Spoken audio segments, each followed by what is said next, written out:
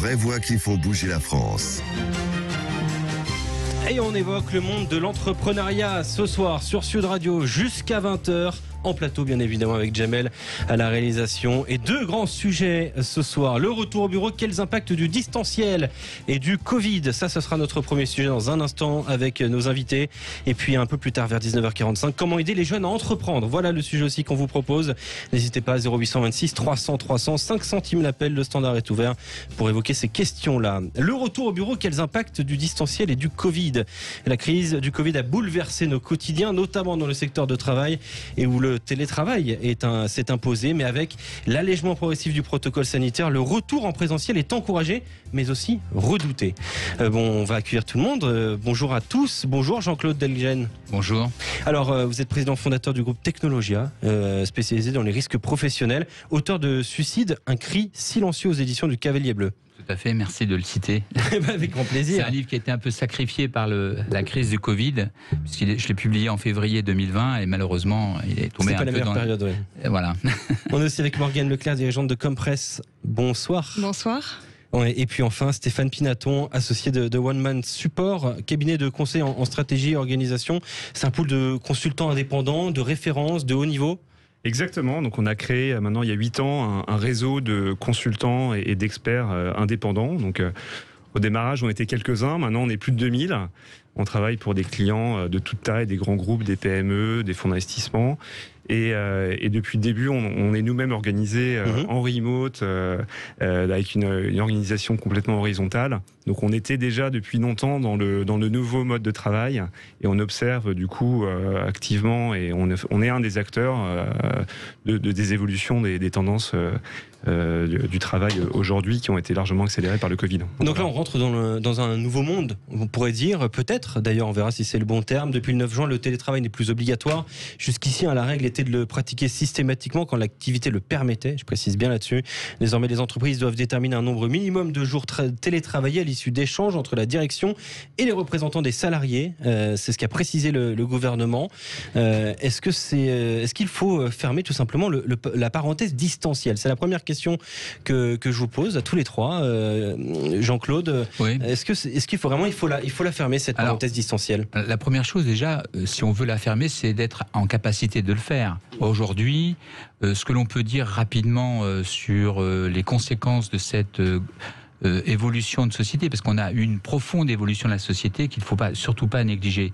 En clair, on a eu ce qu'on appelle une dysrythmie sociale. Chacun d'entre nous a ses propres rythmes et s'articule à des temps sociaux.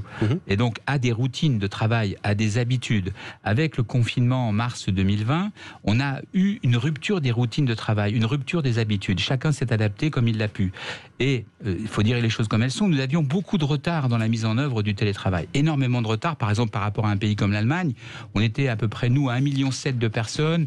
Globalement, 8% des salariés avaient déjà télétravaillé dans leur vie. L'Allemagne était à 22%. Vous voyez, donc 22%. Et donc, on n'a pas pu préparer cette transition, on l'a subie. Bon, il y a eu des effets positifs très importants. Le fait est qu'on a gagné 8 à 10 ans de maturité numérique parce que tout le monde est tombé dans le bain. Ceci dit, il y a eu beaucoup de conséquences. Et nous, on a vu 3 profils. En fait, rapidement. Premier profil, c'est les personnes qui sont les décrocheurs. Il y a eu des gens qui ont totalement décroché parce qu'ils n'avaient pas la capacité, si vous voulez, à être autonomes pour mener leur travail à distance. Deuxième aspect, des décrocheurs, ceux qui n'étaient pas avec la maturité numérique, par exemple les gens de plus de 55 ans, de plus de 60 ans, qui n'avaient pas la culture informatique, à qui on demandait de travailler sur des logiciels. Voilà. Donc là, il y a eu des décrocheurs. Et puis en plus, les jeunes aussi. Les jeunes, pour d'autres raisons, ont beaucoup décroché et ont travaillé plutôt le tard, le soir et la nuit. Et donc ça a eu des conséquences.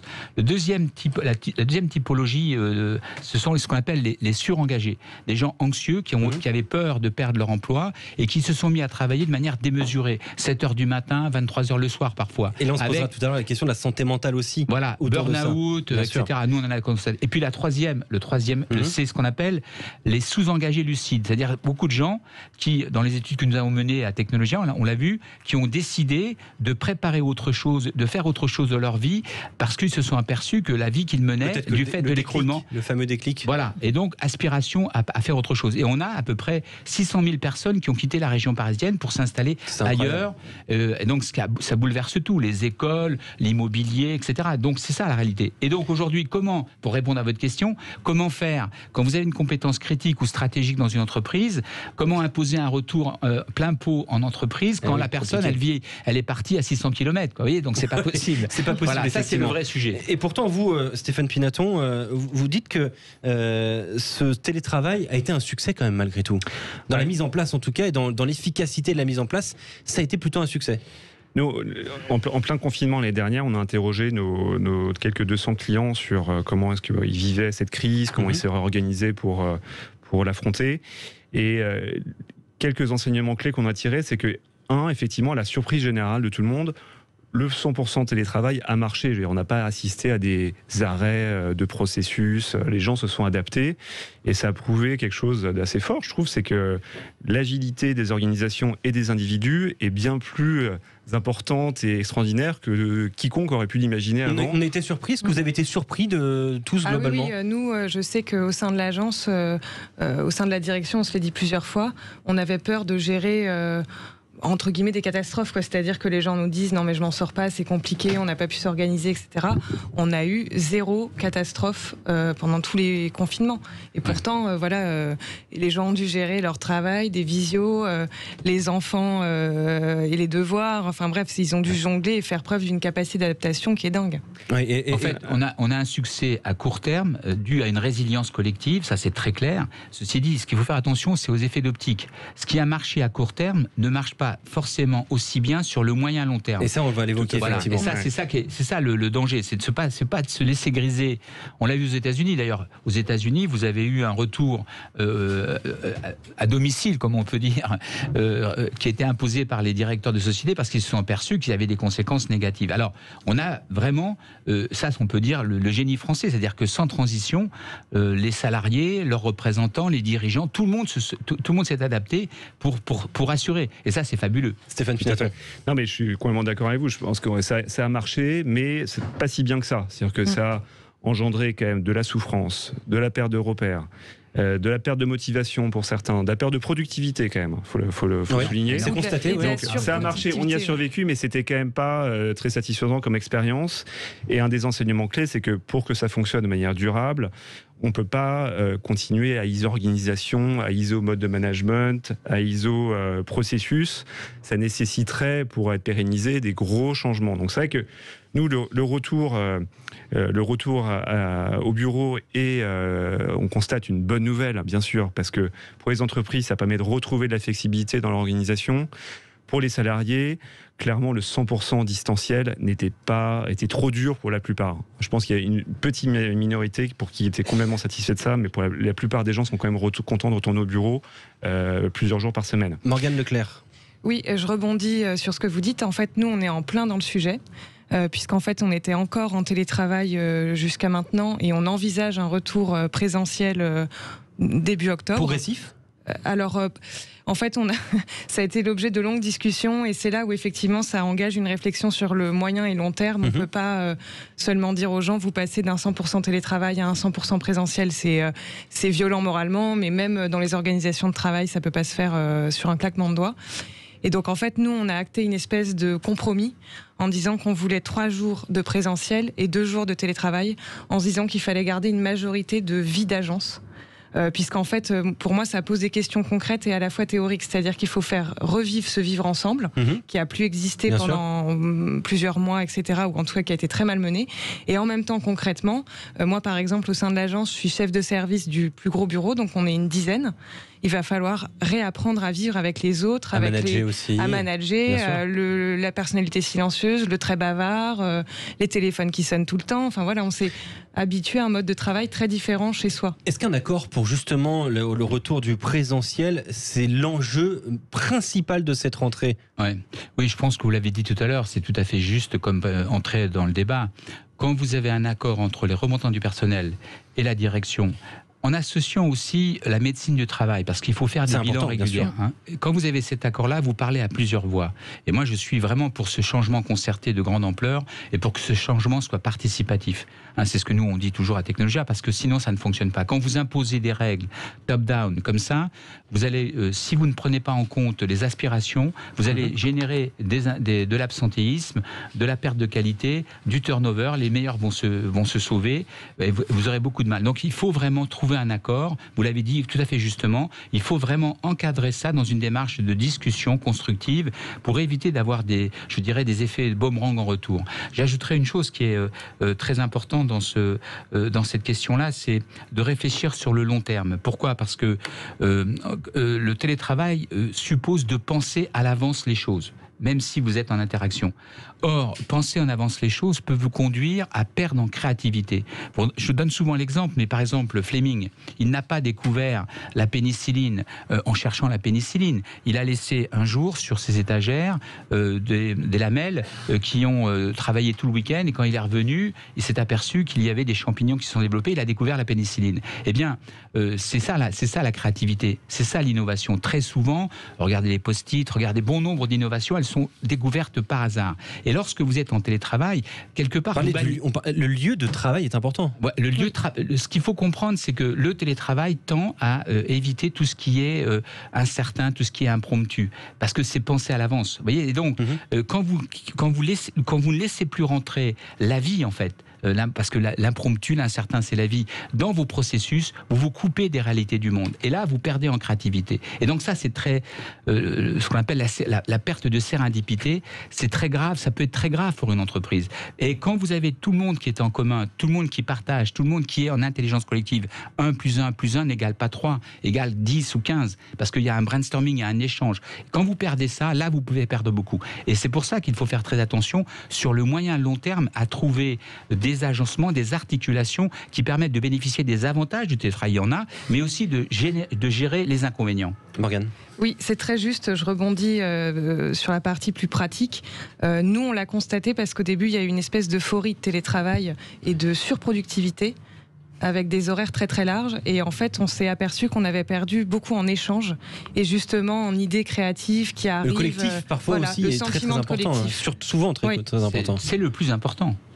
J'ai une question, Stéphane, et là pour le coup, c'est aussi un cas, je pense, qui existe et peut-être moins qu'on peut l'imaginer, que le télétravail a peut-être aussi donné envie à des employés de ne plus travailler sur le lieu de l'entreprise, d'être parfois aussi seul, aimer cette idée de solitude entre guillemets, de travail autonome. Comment on fait quand on est confronté face à cet employé-là qui, lui, fait la démarche de vouloir travailler en télétravail ? C'est une bonne question et effectivement, on observe que une majorité des salariés ne souhaitent pas un retour à 100% présentiel et certains souhaitent rester 100% distanciel. Donc, demain, l'entreprise qui veut réussir va devoir, pour attirer les meilleurs talents, sans doute s'adapter à leurs desiderata et à leur volonté et pouvoir proposer une organisation du travail un petit peu plus à la carte qu'aujourd'hui. Donc, de la flexibilité de l'entrepreneur. Voilà. Ouais. Et moi, je pense qu'il va y avoir un clivage entre les entreprises qui vont vouloir refermer la parenthèse de la crise et donc repasser à un 100% présentiel un peu dur, pour ne pas changer leur mode de fonctionnement. Ça va jouer sur l'attractivité des boîtes. Et celles qui vont arriver à se transformer pour pouvoir proposer cette flexibilité. Certaines personnes vont vouloir être tous les jours au bureau, d'autres un jour par semaine, etc. Et cette capacité à proposer cette flexibilité sera un énorme facteur, à mon sens, d'attractivité pour les entreprises. Mais pas seulement, également en avis de productivité, de réduction du turnover, et également aussi, il sera cohérent avec leur volonté de réduire leur impact environnemental, hein, parce que quand on permet aux gens de travailler à distance et que c'est des gens qui habitent loin, bah, finalement, on est cohérent avec une démarche responsable RSE. Donc, passer à ça, c'est pas anodin. Il y a des énormes chantiers de transformation à tous les niveaux, depuis la stratégie, la vision de l'entreprise, donc le plus haut niveau de la pyramide, jusqu'à la redéfinition des process, des outils, en repassant par aussi réapprendre aux managers à manager différemment, arrêter peut-être de micromanager pour plus donner aux gens des objectifs leur permettant d'être plus autonomes. Ça, je pense que l'autonomie, c'est un mot-clé dans le monde du travail de demain. Et ça, c'est des chantiers qui, pour les entreprises qui sauront les adresser, sera un facteur clé de succès majeur. Et nous, on observe des très grands groupes, des multinationales leaders sur leur marché, qui dès l'année dernière ont commencé à travailler pour se transformer dans ce sens-là. Et donc, qui vont prendre de l'avance encore plus par rapport à leurs concurrents qui ne le feront pas. Morgane Leclerc, puis Jean-Claude Delgen. Oui, je poursuis un peu. C'est ce côté aspiration très différente d'une personne à l'autre, c'est-à-dire quelqu'un qui voudrait rester tout le temps chez lui et une personne au contraire qui veut rester au travail. Nous, on le vit même à l'échelle de l'individu. Et c'est là où, effectivement, on a dû poser des questions, trouver un compromis, etc., pour arriver à mettre autour de la table des gens qui, eux, voulaient rester chez eux, et à l'inverse, d'autres qui voulaient rester au bureau, mais bien sans sûr. Le retour de tout le monde. Pour une décision collective pour des individus, c'est très compliqué. Ouais, moi, je fais 3 constats, en fait, aujourd'hui, avec les études que nous menons régulièrement. Le premier constat, c'est que le télétravail a permis aussi de limiter, d'une certaine manière, c'est un peu contradictoire et c'est un peu... contre-intuitif, mais à limiter de manière sensible ce qu'on appelle les risques psychosociaux. Vous voyez, le fait d'être à distance, vous avez eu moins de harcèlement moral, moins de harcèlement sexuel, moins de discrimination, moins de sexisme. Nous, on l'a constaté, on a fait une grosse étude l'an dernier avec vos confrères de Challenge et de France Info, on a démontré ça. Ça, c'est un premier constat. Deuxième constat, ce qui a été dit est très vrai, il y a une révolution du management. Aujourd'hui, manager à distance, c'est faire confiance, c'est donner envie, c'est faire en sorte de soutenir, faire preuve d'empathie. C'est donc une véritable révolution parce qu'en France, le management est plutôt basé sur le contrôle et sur le top-down avec nos élites qui sont en fait un peu en retard. Mais si je vous suis, en fait, ce Covid et cette période-là a changé peut-être à jamais la relation employeur-employé, le monde du travail. On ne pourra pas revenir on ne pourra jamais revenir à ce qui s'est passé avant. Non. Alors, à mon sens, une dernière chose que je voulais dire qui me paraît très importante, c'est qu'il y a une manière de prendre le problème qui doit être aujourd'hui un peu stigmatisée. On parlait des grands groupes. Moi, je suis dans des négociations avec des entreprises du CAC 40 aujourd'hui. La manière de prendre la question est quand même un peu surprenante parfois parce qu'on prend la question sur du télétravail avec la volonté de faire des économies en matière immobilière. Il faut savoir que l'immobilier, c'est globalement le deuxième poste en général de dépenses dans l'entreprise, le deuxième poste budgétaire. Et donc, aujourd'hui, je vois, par exemple, je pense à un accord, je ne peux pas donner le nom de l'entreprise. L'entreprise a signé un accord avec le représentant du personnel, assez généreux en matière de temps de travail, de télétravail, puisqu'on est à 3 voire 4 jours tolérés par semaine, ce qui est à mon avis une hérésie. Oui, ils vont vendre la moitié de leurs locaux. et avec un accord de 40% de réduction des surfaces immobilières dans la région parisienne, ce qui est pour moi une hérésie, parce qu'à terme, on va avoir une grande perte en termes de création, en termes de... Enfin, on n'a pas le temps trop d'en parler, mais en termes d'intelligence collective et de cohésion. Et de cohésion de l'entreprise. On va revenir évidemment dans un instant sur Sud Radio autour du deuxième sujet, comment aider les jeunes à entreprendre. Évidemment, on reste ensemble, les vraies voix. Bouger la France. Et le sujet évidemment autour du monde de l'entreprise. On vient d'évoquer le retour au présentiel, les impacts du distanciel et du Covid sur le monde de l'entreprise. On se pose maintenant la question, comment aider les jeunes à entreprendre? On est toujours avec nos invités qui sont toujours autour de la table. Jean-Claude Delgen, président fondateur du groupe Technologia. On est aussi avec Morgane Leclerc, dirigeante de Compress. Et puis Stéphane Pinaton, associé de One Man Support. Voilà, toujours autour de la table. On accueille sur notre antenne Thibaut de Saint-Simon, directeur général de la fondation Entreprendre, ancien président de la fabrique Aviva, qui est un incubateur. Bonsoir Thibaut. Bonsoir à tous. On accueille aussi Caroline Roger-Moigneux, directrice de Femmes de Bretagne. C'est un réseau d'entraide entre femmes pour monter en compétences, créer du réseau. Bonsoir Caroline. Bonsoir. On s'entend tous très bien, c'est parfait. Comment aider les jeunes à entreprendre? On est parti d'un constat quand même que ces jeunes ont beaucoup de mal à entreprendre. Quel est l'impact, pour l'instant le degré de gravité du problème qu'on a en France pour ces jeunes qui ont du mal à entreprendre? Faisons d'abord le point sur la situation actuelle, Thibaut de Saint-Simon. Est-ce qu'aujourd'hui il y a un problème entre la jeunesse et l'entrepreneuriat? Je ne pense pas qu'il y ait un problème entre la jeunesse et l'entrepreneuriat. Au contraire, je pense que les jeunes en France, ils ont très envie d'entreprendre parce que l'entrepreneuriat répond à beaucoup de ce que les jeunes souhaitent, de la liberté, de la créativité, de l'envie de l'engagement. En revanche, l'accès à l'entrepreneuriat n'est pas toujours facile pour ces jeunes. Et donc, nous, à la Fondation Entreprendre, on est convaincus de 2 choses. C'est que il faut sensibiliser, éduquer, initier à l'entrepreneuriat dès l'école, dès le lycée, parce parce qu'en fait, la première barrière parfois face à l'accès à l'entrepreneuriat, c'est soi-même. On se dit qu'on n'a pas les compétences, pas le réseau, pas l'argent, et donc on n'ose même pas s'envisager entrepreneur. Et donc nous, on finance des magnifiques programmes qui vont initier, rendre accessible l'entrepreneuriat à tous les jeunes. Et ça, je pense que c'est quelque chose d'important. Et puis, même si c'est des jeunes qui ne deviennent pas entrepreneurs, ils développent des compétences comme l'esprit d'équipe, la créativité, l'esprit d'initiative dans ces programmes. Et ça, je pense que c'est, quoi qu'il arrive, hyper favorable face à leur employabilité. Et le deuxième sujet, c'est qu'en revanche, quand les jeunes se lancent, l'aventure entrepreneuriale, c'est difficile, il faut le savoir, et donc il faut être accompagné. Mais la chance qu'on a en France, c'est qu'on a des magnifiques réseaux qui accompagnent les entrepreneurs tout au long de leur parcours. Alors, Caroline, elle fait partie de ces réseaux, je pense qu'elle pourra en parler, en témoigner.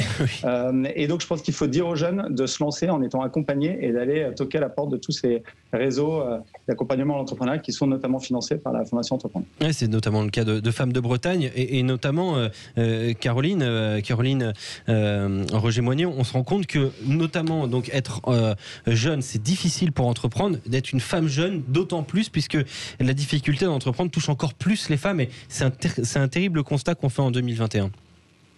Oui, effectivement, Alexandre, je partage tout à fait ce que vient de dire Thibaut, et on a la chance d'être nous-mêmes accompagnés par la Fondation Entreprendre, et je le remercie encore parce que c'est une magnifique fondation qui a un vrai impact sur les jeunes, sur les femmes, sur l'entrepreneuriat. Donc je fais un petit merci au passage à Thibaut et à la Fondation. Et effectivement, quand on est une femme, c'est déjà plus compliqué d'entreprendre pour différentes raisons. Les chiffres sont en train de grimper, la crise et le confinement a peut-être eu cet effet un peu positif, c'est que les chiffres étaient stables depuis 30 ans, on était à 29% de femmes entrepreneurs. Et l'année dernière, avec le Covid, les chiffres sont montés jusqu'à 33%. Donc ça a été une augmentation importante. Une augmentation importante. Quel est on va dire la première grande difficulté du jeune qui va entreprendre, Jean-Claude Delgen? Alors la première chose, je pense que ça a été dit, c'est très intéressant ce débat, c'est que la création d'entreprise, je réfère à une expérience que j'ai eue, puisque quand j'étais au ministère de l'Industrie, j'étais un des responsables de ce service-là au niveau de la création d'entreprise au début des années 80. Mais on voit bien que la création d'entreprise est complexe.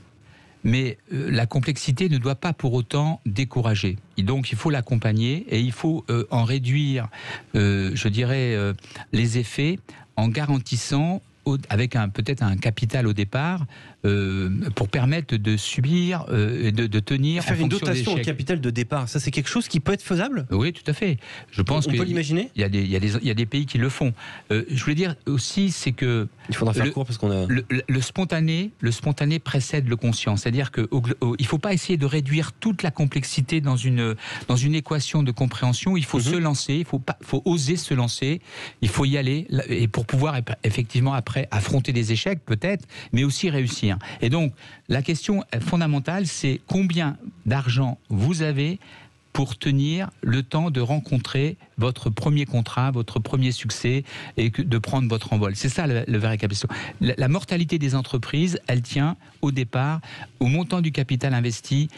Si vous avez très peu de capital, ça sera très compliqué. Voilà. On va faire court, un petit peu plus court désormais, parce qu'on va manquer de temps. Sinon, Stéphane Pinaton, la relation de l'économie française, du monde du travail français à l'échec. Écoutez, pour moi, c'est une des principales barrières psychologiques à la création d'entreprise. Moi-même, j'ai créé plusieurs entreprises et ce qui m'a conforté dans ma capacité à franchir le pas, c'est de savoir que j'avais fait des études correctes, que j'avais une première expérience professionnelle qui me permettrait, après derrière, si ça échouait, de retrouver un travail et donc de ne pas me retrouver sans rien. Ce que j'ai constaté, parce que ça m'est arrivé, j'ai monté une première entreprise qui a échoué, c'est que ce qui a été valorisé, ce qui m'a permis de retrouver un travail, c'est ma première expérience professionnelle et non pas mon expérience d'entrepreneur. Et là, je pense qu'on a un problème culturel en France, et je pense que les DRH et les recruteurs des grands groupes ont un gros rôle à jouer, c'est de mieux valoriser cette expérience d'entrepreneur qui a énormément de valeur, parce que ça développe beaucoup les personnalités, ça marque quand même une certaine capacité de prendre des risques, et dans le monde de l'entreprise en interne, on a de plus en plus besoin de ce type de personnalité, et donc messieurs les recruteurs, recrutez des entrepreneurs même s'ils n'ont pas fait les meilleures études ou qu'ils n'ont pas eu un parcours classique. Caroline Roger-Moignon, osez aussi, c'est votre message. Oui, tout à fait. Permettre aux femmes d'oser, de se dire que l'entrepreneuriat, c'est aussi pour elles, quel que soit leur parcours, quel que soit leur profil, quel que soit leur âge, quel que soit leur quartier, qu'elles vivent dans la ruralité. C'est le message porté par Femmes de Bretagne, accompagné par des bénévoles entrepreneurs. Et on est un réseau d'entraide et de soutien entre femmes. Et on voit bien que ça marche. Voilà, la sororité a des effets positifs. Morgane Leclerc? Oui, je voulais rebondir aussi sur une chose qui pour moi a fait un peu bouger les lignes au niveau des jeunes, parce que souvent on tape dessus, mais ça a quand même des bons côtés, c'est les réseaux sociaux. C'est-à-dire qu'on a vu beaucoup de jeunes profils et de gens quitter les routes classiques du salariat et se mettre à leur compte, alors pour toutes sortes de projets, hein. Ça va des influenceurs évidemment, mais jusqu'à des jeunes marques engagées, même dans le cosmétique, etc. Et je pense que ça, ce que n'a pas pu apporter encore la culture à l'école ou même la culture en entreprise, les réseaux sociaux l'ont un peu désacralisé et les gens se sentent capables d'eux. Le mot de la fin pour Thibaut de Saint-Simon, votre message à la jeunesse qui veut entreprendre, qui se pose la question aujourd'hui, on a quelques secondes encore. Eh bien, il faut qu'elle se lance, clairement. Je pense que tout a été dit. Lancez-vous et faites-vous accompagner. Encore une fois, on a des associations qui aident partout dans le territoire français les jeunes qui veulent se lancer dans l'entrepreneuriat, comme Femmes de Bretagne et beaucoup d'autres. Et donc, contactez ces réseaux-là. Et si vous ne les connaissez pas, vous pouvez passer par la Fondation Entreprendre. On vous mettra en relation. Merci beaucoup à Jean-Claude Delgen, président fondateur du groupe Technologie, à Morgane Leclerc, dirigeante de Compress, à Stéphane Pinaton, associé de One Man Support, et de Caroline Roger-Moigneux, directrice de Femmes de Bretagne, et de Thibaut de Saint-Simon, directeur général de la Fondation Entreprendre. Merci beaucoup. On se retrouve la semaine prochaine autour du monde de l'entrepreneuriat, mercredi prochain. Dans un instant, le Love Music avec Yvan Cujoux, soit Léa Castel.